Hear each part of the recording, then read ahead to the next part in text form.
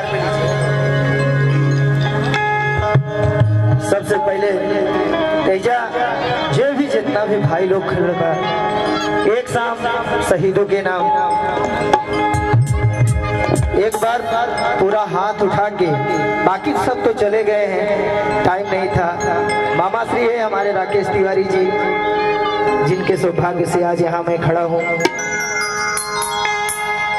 बहुत दुख होता है जब ये मैसेज सुना, पुलवामा में इतने सब शहीद हुए हमारे, केहू के भाई, केहू के पति तक, केहू के बेटा। वह माई से पूछा, वह माई पे का बीतत हुई जेकर बेटा शहीद बा। एक बार वह शहीद खातिर आप लोग दोनों हाथ उठा के भैया बोली भारत माता की, और भाव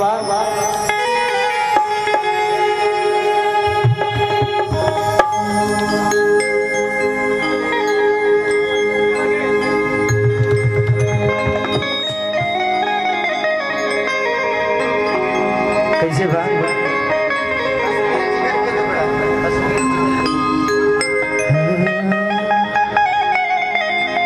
कश्मीर जिगर के टुकड़ा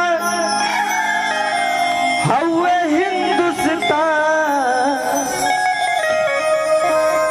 ताली बजाई जब भैया दुए लाइन गाई, टाइम नहीं खे कहीं कि टाइम इतने बा और टाइम हम ना दे पाएंगे आप लोगन के, और कभी टाइम मिली तो जरूर टाइम दे। कश्मीर जिगर के टुकड़ा हवे हिंदुस्तान, जान हुए हो हमारी शान हुए हो, जान हुए हो हमारी शान हुए हो, जान हुए हो हमारी शान हुए हो। कश्मीर जिगर के टुकड़ा हवे हिंदुस्तान, कश्मीर जिगर के टुकड़ा हवे हिंदुस्तान,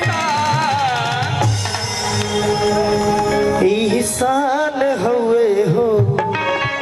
दूध मांगोगे तो खीर दूंगा, कश्मीर मांगोगे तो चीर दूंगा। आवाज नहीं ख्याल भैया, हम तो बम्बई से प्रोग्राम करके अभी सीधा ही जाओ, तनी गला लगल बा। मामा कहनी कि भाई एक शाम शहीदों के नाम, यही खातिर 2 लाइन सुनैली। दूध मांगोगे तो खीर दूंगा, कश्मीर मांगोगे तो राहुल भैया जी आ जाइए। आपने कहा दूध मांगोगे तो खीर देंगे जी, और कश्मीर मांगोगे तो चीर देंगे, लेकिन मेरा कहना है ना पानी देंगे, ना दूध देंगे, ना खीर देंगे। क्या बात है? ना पानी देंगे, ना दूध देंगे, ना खीर देंगे, और कश्मीर मांगोगे तो लाहौर भी छीन लेंगे। क्या बात है? पर जोरदार ताली। इंसान हुए हो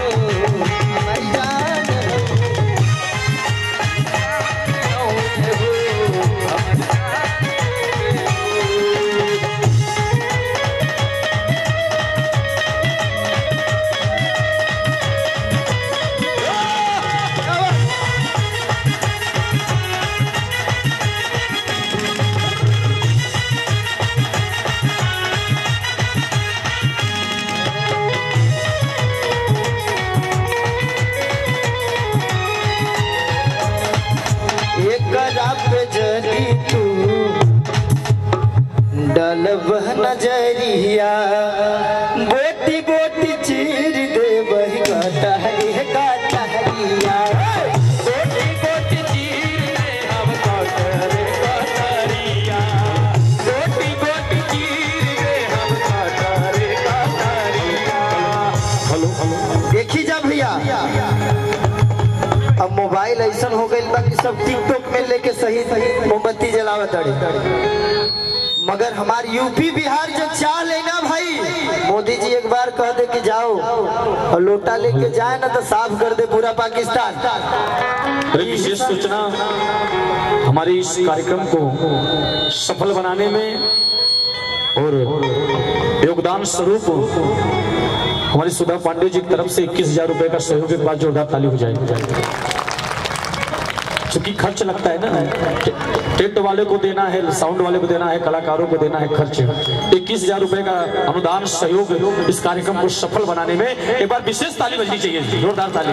पूरा हाथ उठा के भाई, क्या बात है, ताली ही तुम्हारा आशीर्वाद है। इंसान हुए हो हमारी जान हुए हो, ईसान हुए हो हमारे जान हुए हो, ईसान हुए हो हमारे जान हुए हो।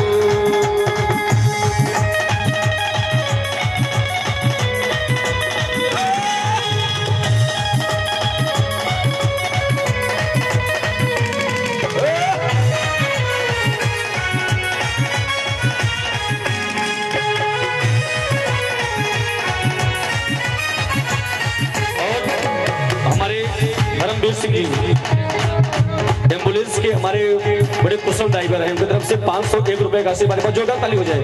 क्या बात है। एक साथ जय हिंद बोले हिंदू और मुसलमान। हम कलाकार हैं, हमारा कोई जात पात नहीं है भैया। हम हिंदू मुसलमान, हमारी कोई जात नहीं है। एक साथ जय हिंद बोले हिंदू और मुसलमान। एक साथ जय हिंद बोले एक साथ जय हिंद बोले हिंदू और मुसलमान।